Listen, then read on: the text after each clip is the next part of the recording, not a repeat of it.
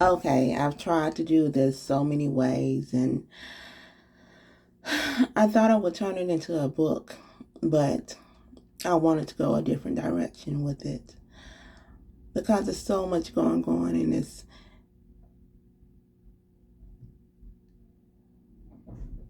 I wanted, in one way, I wanted to write it, but then I needed some expression with it, and expression can only come from a video, an interaction, a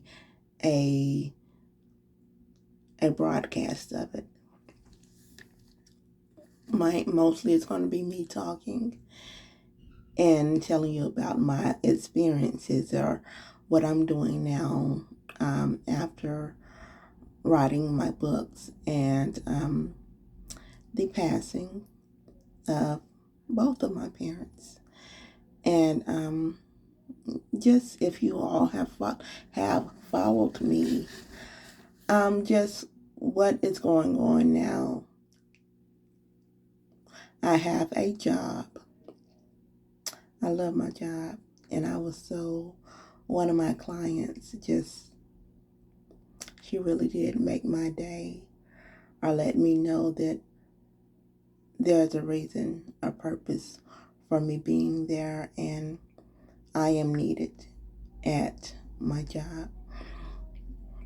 And my job is in the field that I have my certifications and degrees in, so that's so wonderful, and that alone has really made me understand and realize and acknowledge that when you call, when you speak, and when you ask the universe, God, the God within you, what you want or what you need, or when an opportunity comes your way and you love the opportunity, you can't go back and have any doubt, and you just gotta know that it will happen because this moment here is for you. I wanted this career, this job that I have. I spoke it into existence. Now, when along my journey to getting it, I was like hoping and wishing and praying and pleading and worried and about getting this job. But when I got it, and as the flow in it, it just like you spoke it and it came. One of the reasons it came is because I let go of a lot of I let go of a lot of things. That doubt, worry, fear, stress, a lot of stress.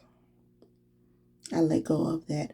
Oh, in addition, in addition to me saying before I start this whole spiel or this chapter or this video book, this audiobook, in addition to letting go, when you let go and you let go of stress, your body is going to feel it too. After, well, let me say, in addition to getting back into the work field, because I have not worked out in the public for 13 years. When my little sister passed away in 2010, my mother asked me to work for her. And I did that up until the day she passed. And that was in December of 2021. So I have not been out into the work field until this is going on 4 months. Yeah, it's going on 4 months. I have not worked out into the work. I have not worked in the public atmosphere with the public outside of my home in 13 years. And what a blessing, what an honor it is to have this career that I have now.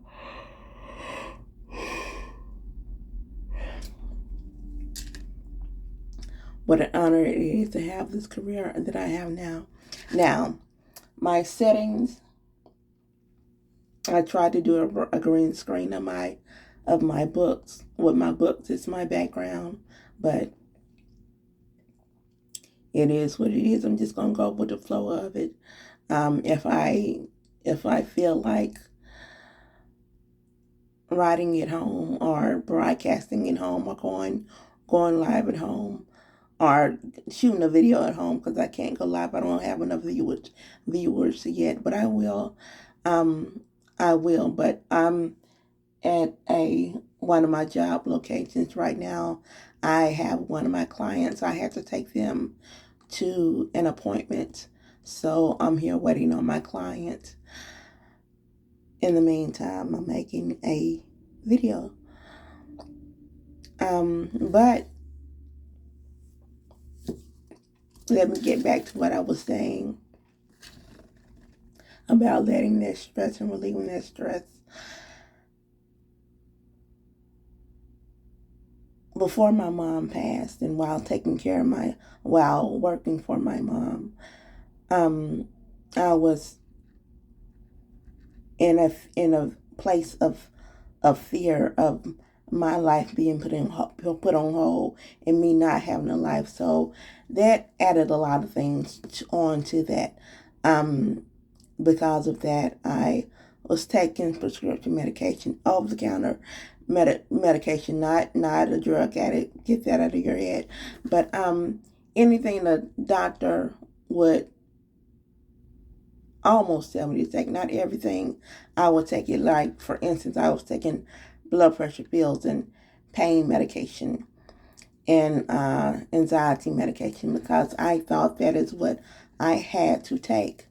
Now since, and in addition, because of taking those prescription medications that have a side effect to it, because it was man-made, I developed a growth in my leg, and also swelling came over my body, and I was on Medicaid, Medicaid.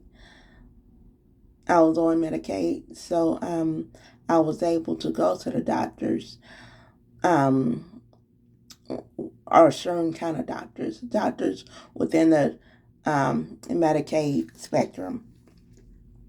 But since this summer and since I have a job, I don't have any health insurance. I'm searching for one. But in addition to doing that, because of that, I had to find a way or think of a way to, okay, I had this high blood pressure. My anxiety is like this. Okay, that's winging off. A lot has changed since my books and since last year and the year before last. Well, since last year and the year before last.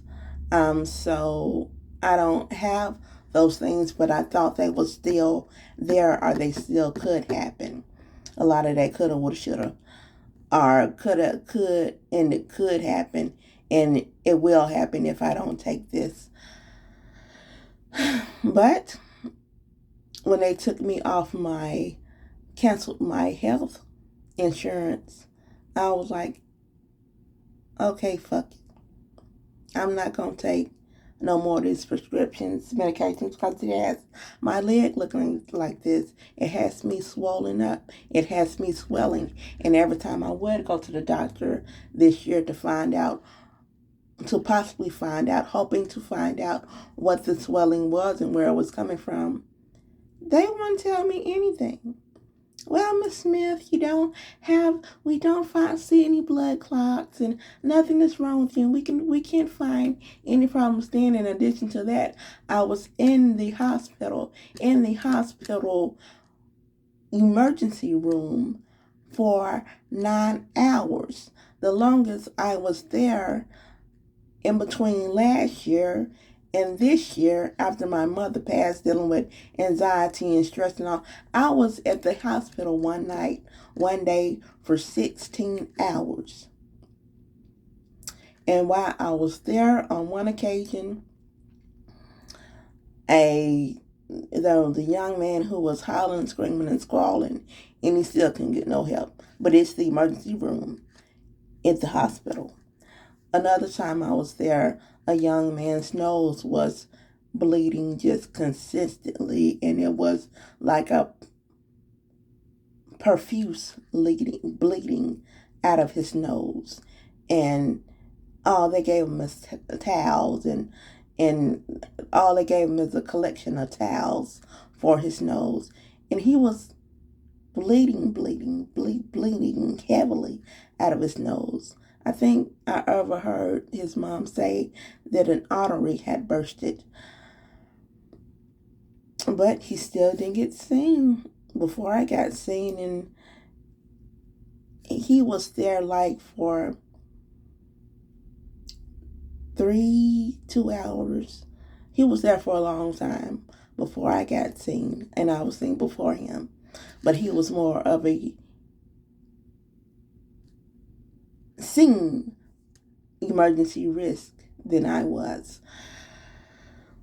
So after all that and the doctor's visits and my doctor, and I asked my doctor why did I have this growth in my leg, and my doctor was like, well, you put more pressure on that leg because you walk on it or you stand on it. And you're the doctor, and you're telling me what this is, but you're the doctor, right? You have a PhD, a MD, whatever kind of abbreviation doctors have behind a name he had or he may have, but you can't tell me after all your medical research, you can't come up with nothing more than, well, it's pressure on your, because you put so much weight on this leg. But you see this growth, right? You see this growth in my leg. You see the hardness. You feel the hardness in my leg. And that's all you can tell me? Instead, I put pressure. You can't tell me what specifically it is. Is it an artery, a vein, is it one of my nerves? What is it? Can you get to the root of it? Can you lead me or refer me to a specialist who specializes in this? So, but after getting off of medication, I've always been an herbalist or in the herbal teas or in the herbs. I was already drinking my teas, but I started really diving into my turmeric, my beets, my lavender, anything herbal, any kind of herbal supplement, herbal medication I take. And let me tell you, 2 of the herbal medications that I take, when the doctors will tell you this won't work for that, and you hear the doctors online saying, or on TV, on television, I see why the Muslims say that now, because it's fear. It's fear because they want you to take this medication so they can get paid. It's not really caring about your health. It's just that so they can get paid. Taking beets and taking beetroot and taking turmeric have really opened my eyes to the truth of medication. My leg has went all the way down. I can see my ankles again. And this swelling, this growth is going away. I mean, I'm just waking up every day and I'm like,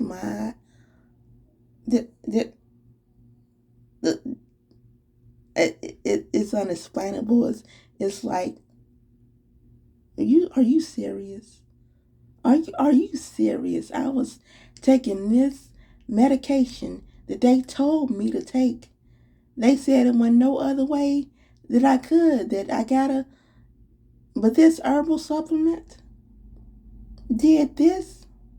Now the doctor's saying that this herbal supplement will help, but it ain't gonna take the place of this prescription medication. But that has just been debunked because of what I done. Now, for you people that are used to, or that are afraid of changing your ways, and you feel like there's no other way and you got to take this medication, I'm not talking to you, and don't come for me, because I know my body and I know how to treat my body.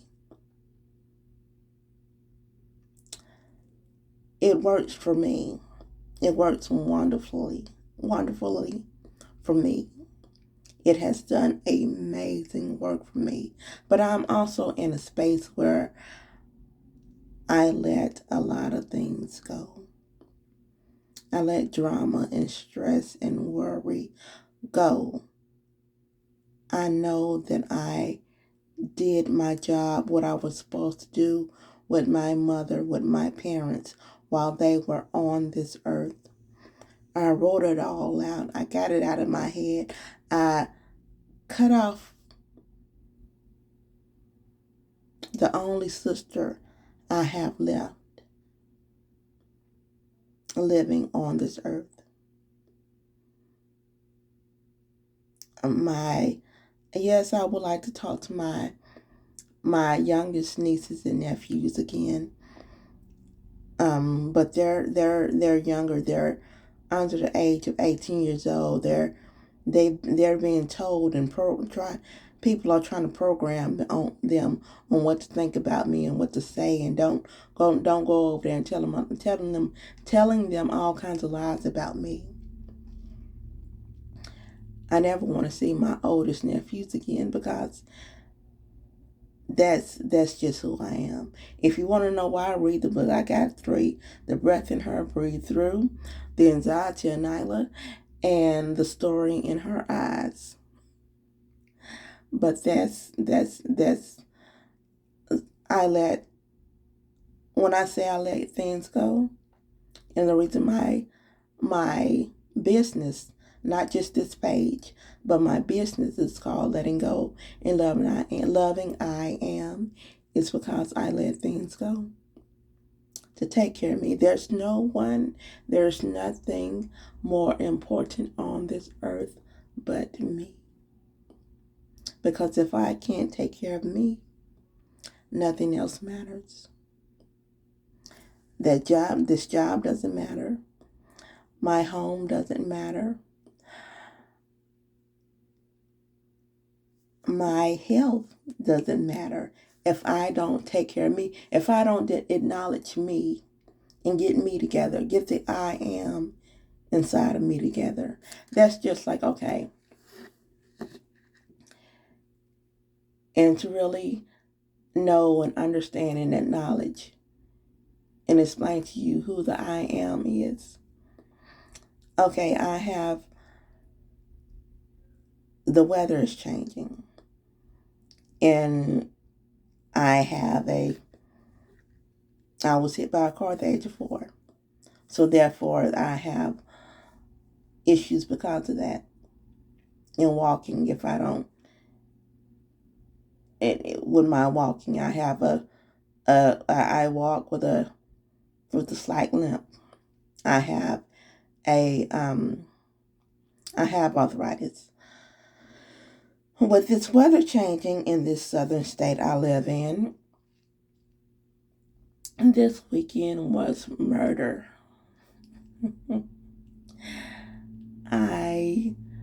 When I would walk, I would have to lean on stuff and be bending over and grabbing on the walls. But I had to tell myself, I had to tell that I am, I had to tell my body, no, get up. We ain't gonna do that. Not today. Ain't no way. Let go of that wall. Let it go. Take your hands off that chair.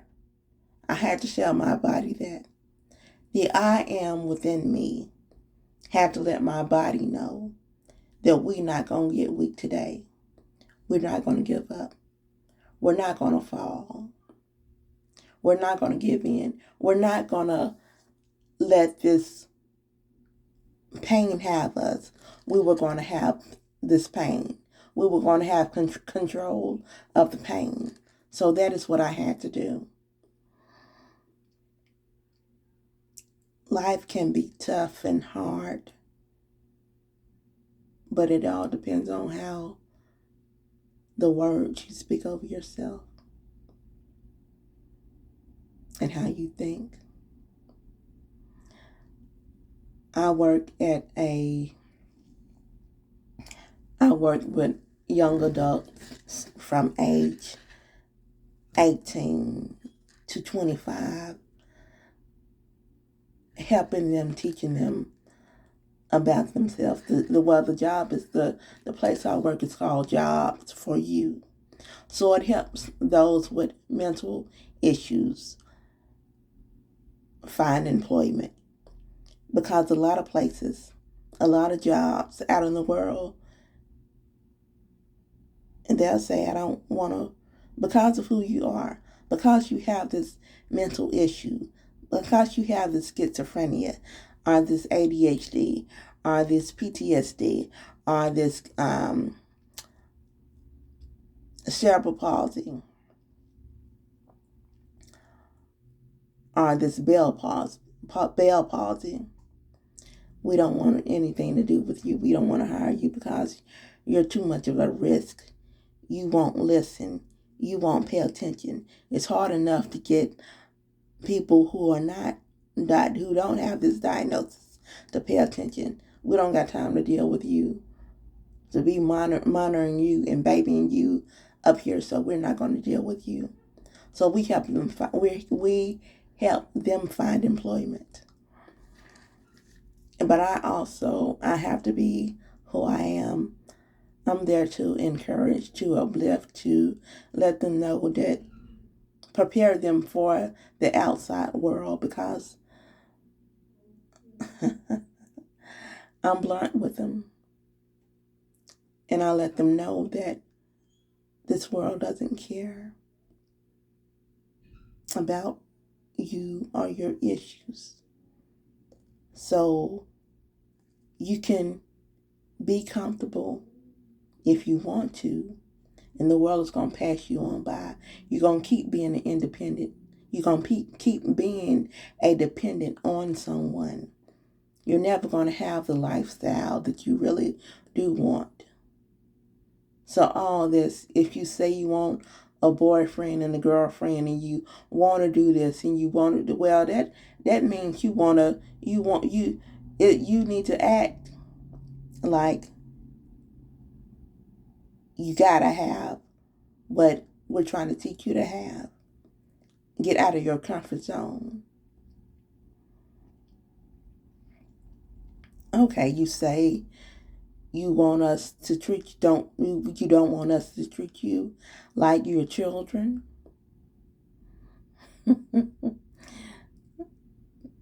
You're tired of being called in the office for things. Okay, you're in this program because you need to be taught this. Because in your 20s, you think life is just going to go one kind of way, and the way in your mind is going to happen regardless of what you do, because you got it set in your mind, but you got to work for that. It's certain obstacles and distractions that are going to come that you got to be ready to face. And I'll let them know that I may be talking all around right now to some viewers, but the world, I let them know to look at me, see me as an example. Because if I had not had the environment I lived in, the mother and father that I had, that I could be in their condition. But there's a scripture that I copied out that says, before I knew you, before I placed you in the womb, I knew you. Before you were born, I set you apart to be a prophet to the nations. So telling them that no matter who they are, what diagnosis doctors said they have, God saw them as being worth, as God knew what he was doing when he gave them what their diagnosis or their difference. And whatever they want to do, they can still do. It's just God knew that they had the strength, that they have the strength to get over it, to conquer it. I let them know that if I can, with a hip replacement and a diagnosis of severe traumatic brain injury, being an author of 3 books, and owning a business,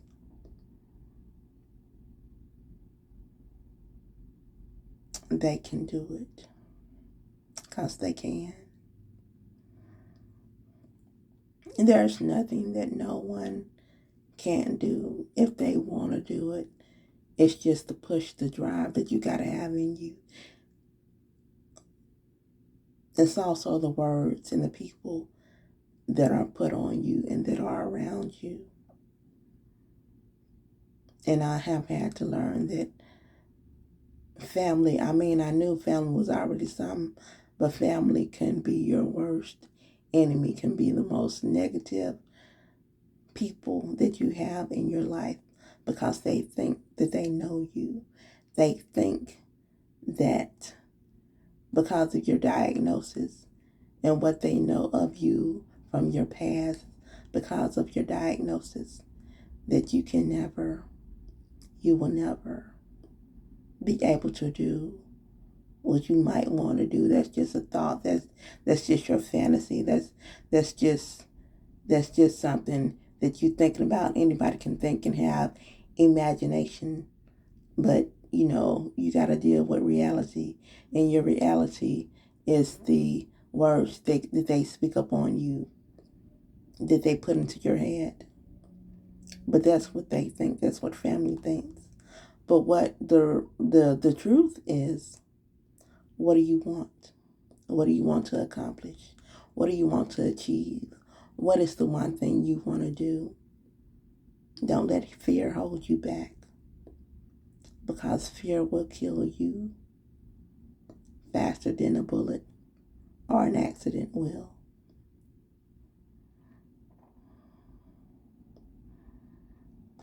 This is the first of many. This is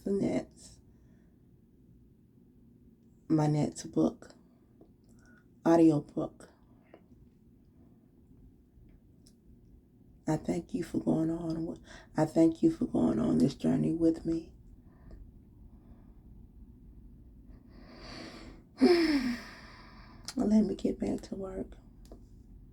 Sometimes you'll see my face, and sometimes you'll just see you'll just see a wall, or I'll make sure you have something of you if you don't see me. But this is just a different way of writing my book. But this time I'm going to write it through words on video. Letting go and loving I am. I'll see you later. Bye-bye.